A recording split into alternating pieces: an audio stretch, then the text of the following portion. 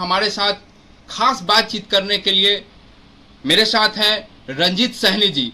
मैं इनसे जानने का प्रयास करता हूं कि जो कल ही पताही हवाई अड्डे पे बीजेपी के वरिष्ठ नेता अमित शाह जी का कार्यक्रम था और वहां पे वाय और कार्यक्रम को संबोधित किए, लेकिन मुजफ्फरपुर वासियों के लिए कुछ ऐसा शुभ या कुछ ऐसा कहा जाए तो संदेश नहीं दे पाए, जिससे यहाँ मुजफ्फरपुर की जनता काफ़ी नाखुश है। सबसे पहले सर, आपका न्यूज़ सर 24 में स्वागत है। आप लोग को भी 24 न्यूज के सभी सदस्यों को, चैनल के सभी साथी को नमस्कार। सर, कल अमित शाह जी का कार्यक्रम मुजफ्फरपुर के पताही हवाई अड्डे पे था। यहाँ मुजफ्फरपुर वासियों एक उम्मीद के साथ बैठे हुए थे कि लगातार पताही हवाई अड्डा की मुद्दा आती है या और सारी योजना है, शायद यहाँ पे कुछ सौगात देकर जाएंगे, लेकिन ऐसा कुछ नहीं हुआ। इस पे सर क्या कहेंगे आप? देखिए, देश के माननीय गृह मंत्री, सह सहकारिता मंत्री के नाम पर जो लोग कल जुटा, वो काफ़ी उम्मीद के साथ वहाँ पर ही पूरे उत्तर बिहार से लोग वहाँ पर पहुँचे थे। सभी जिलों के लोग थे और कुछ न कुछ आशा उम्मीद के लेकर लोग वहाँ पहुँचे थे। लेकिन जो स्थिति शाम में उधर से लौटते समय जो पता चला, कुछ लोगों से हम लोग को बातचीत हुई तो काफ़ी निराश नज़र आए। हम बताना चाहते हैं आपके चैनल के माध्यम से माननीय अमित शाह जी को, जिस तरह सूरज को नहीं पता कि चांद क्या होता है, जमीन को नहीं पता कि आसमान क्या होता है, तो श्रीमान अमित शाह जी को क्या पता कि बिहार की जनता के लिए माननीय नीतीश कुमार क्या करते हैं। तो उन्हें ये पता ही नहीं है कि यहाँ की जनता के लिए जो खुद एक भगवान के दरबार में वो भगवान को जरिया बनाए हुए हैं राजनीति में, भगवान से राजनीति के नाम पर भगवान से भीख मांगकर वो राजनीति करने का काम किए हैं। तो उन्हें क्या पता है बिहार की जनता के लिए नीतीश कुमार क्या किए हैं। तो उन्हें तो बिहार के बारे में कुछ पता ही नहीं है। वो सिर्फ आलोचना ही करने आए थे। वो तो वहाँ से भी बैठ के कर देते तो उतना लोग डेली सुनता है। जब से सत्ता में है तब से कहने का मतलब है वो कुछ किए रहते तब न बिहार की जनता के लिए कुछ सौगात देते, कुछ उम्मीद। कम से कम पटना की जो स्थिति है वो उनको दिखना चाहिए। उसके बाद कहने के मतलब है मुजफ्फरपुर में आए तो पताही हवाई अड्डा के बारे में लोग काफ़ी उम्मीद रखे हुए था। काफ़ी पिछले बार जो उन्होंने घोषणा करके जो यहाँ की जनता को बेवकूफ़ बनाकर और वोट लेने का काम किए, सत्ता में काबिज होने का काम किए, जनता इस समझ चुकी है कि उनके पास कुछ किए ही नहीं ये विगत 9 वर्षों में। तो कहने के मतलब है वो कुछ है ही नहीं उनको देने के लिए, कोई विजन ही नहीं है, सिर्फ आलोचना। तो वो उनके आलोचना करके वो सिर्फ चले गए। सर, उनका एक और कहना है, बीजेपी के जो वरिष्ठ नेता है, कि बिहार सरकार पताही हवाई अड्डे के लिए जमीन ही मुहैया नहीं करा रही है, जिससे हम लोगों को परेशानी हो रही है। तो सर, इस पे आप क्या कहेंगे? अच्छा, ये जो कहावत है कि इसे लाजे बिलाई खम्मा नोचे वाला बात हुई है। सबसे बड़ी चीज़ है, केंद्र में आप बैठे हुए हैं। जिस समय आपने घोषणा की है उस समय बिहार की सरकार में आप शामिल थे, राजस्व मंत्री आपका था।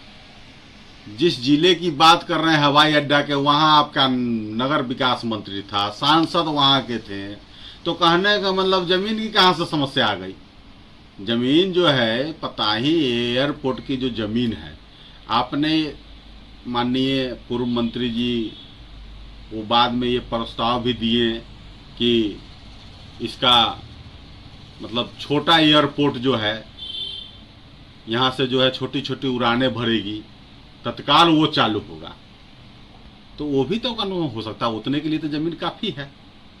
अभी तो जाके दरभंगा देखिए एयरपोर्ट, दरभंगा एयरपोर्ट जितने रकबा में वहाँ पर जो अभी चालू हुआ है उससे तो कम ज़मीन हमें नहीं लगता है हम लोग को कि उससे कम ज़मीन होगी।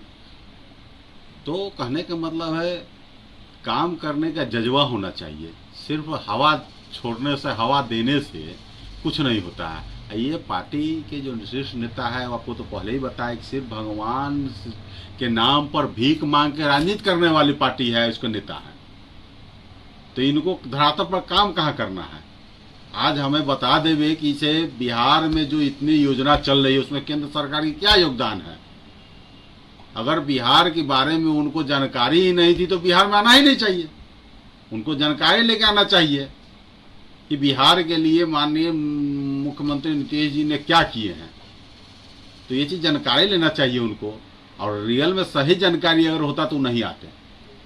सर एक लेके आना चाहिए कि बिहार के लिए माननीय मुख्यमंत्री नीतीश जी ने क्या किए हैं। तो ये चीज़ जानकारी लेना चाहिए उनको, और रियल में सही जानकारी अगर होता तो नहीं आते।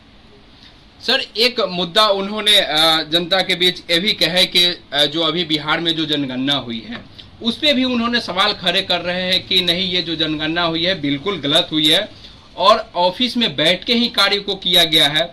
और उनके जो एक और उपेंद्र कुशवाहा जी, वो भी कुछ दिन पहले एक बयान दिए थे कि नहीं, मेरे घर पे तो कोई व्यक्ति आए ही नहीं।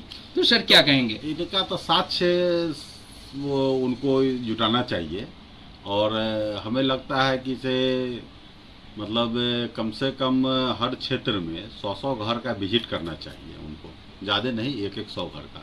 और 100 घर में उनको पता करना चाहिए कि उनके यहाँ गया है कि नहीं गणना करने के लिए। साबित हो जाएगा इसमें तो दूध के दूध पानी पानी हो जाएगा कि ऑफिस में बैठ के हुआ या फील्ड में जाने से हुआ। हम तो हमारे यहाँ आया था गणना करने, तो हम तो इसका साक्षात प्रमाण है। अब बात रहेगी कि उनको अगर इस पर आपत्ति है तो वो तो भाषण में बोले हैं कि जातीय जनगणना का जो सहमति हम लोग साथ जब सरकार में तभी बनाए थे रणनीति, तो खुद सहमत भी हैं, एक तरफ विरोध भी कर रहे हैं। तो दो नीति नहीं चलेगी, दोहरी नीति जनता जान चुकी है। आप एक तरफ कर रहे हैं कि ये जो जातीय जनगणना की सहमति जो बिहार सरकार ने कराई है वो खुद हम लोग साथ में थे, उसी समय सहमति बनी। तो फिर आज उस पर सवाल क्यों? आप केंद्र में सत्ता में है, आप करा लीजिए उसका। जातीय जनगणना को तो मांग है ही हम लोग को, तो आप करवा लीजिए। उसमें साबित हो जाएगा कि डाटा में अगर कम बेसी आता है तो साबित हो जाएगा कि नहीं, सरकार की यहाँ गड़बड़ी है। लेकिन बिना साक्ष्य के, बिना कोई बात के वो आप व्यर्थ है उसका चर्चा करना, आलोचना करना। आप एक तरफ बड़ाई भी करते हैं कि इसे भाई हम लोग की सहमति से हो रहा है, दूसरी तरफ कहते हैं गड़बड़ी है। हम लोग क्या माने? यहाँ की जनता सब देख रही है, सब सुन रही है। एक बार आप बोले कि से भाई ये दरभंगा में एम्स चालू हो गया, कन्याकुमारी से लेकर और आपको पूर्णिया होते हुए और इधर दरभंगा होते हुए सब जगह एम्स चालू हो गया, एयरपोर्ट चालू हो गया। कहाँ हो गया? कहीं कुछ दिखाई दे रहा है? तो ये सब कहने का मतलब है ये सिर्फ हवाबाजों की ये सरकार है केंद्र में जो बैठी हुई है, और ये जो नेता है इनके भारी हवाबाज है और भारी झूठ बोलने वाले लोग हैं। ये लोग सिर्फ जो है सोशल मीडिया पर ही लोगों को गुमराह करने का काम करते हैं। झूठा झूठा वादा करना है, करना कुछ नहीं है, बस अपना काम बनता, बाहर में जा जनता, वही केंद्र सरकार के लोग, मोदी जी, अमित शाह जी लोग बैठ के कर रहे हैं। एक सर लास्ट सवाल आपसे एक और है कि यहाँ के जो वर्तमान जो सांसद महोदय जी है लगातार कई वर्षों से हैं, और वहाँ जो पताही जो जगह है वहाँ की ग्रामीण जो बहुत काफ़ी कहा जाए तो उनसे नाखुश है।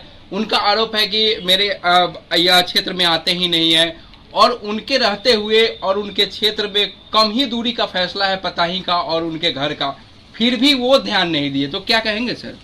देखिए, माननीय सांसद जी हम लोग के बड़े भाई हैं और आदरणीय हैं, विशेष मैं कुछ कह नहीं सकता हूँ, लेकिन कहने का मतलब है वो सब कुछ है।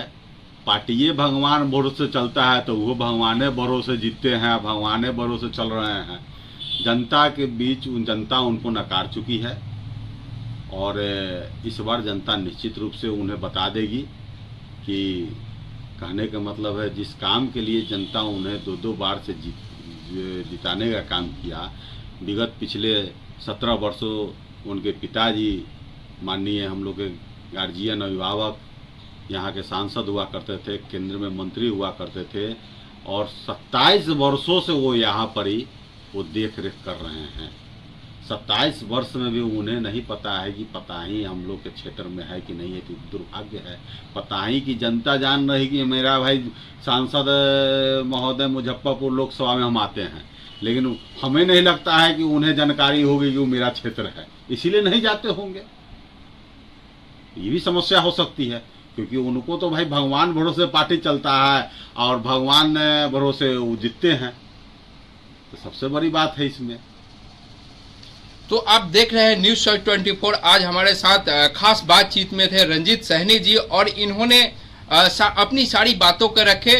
और आप मेरे साथ जुड़े रहिए और कमेंट में जो कमेंट हो वो लिखते रहिए। तब तक मेरे साथ बने रहिए। मैं हूं आपके साथ मनीष कुमार।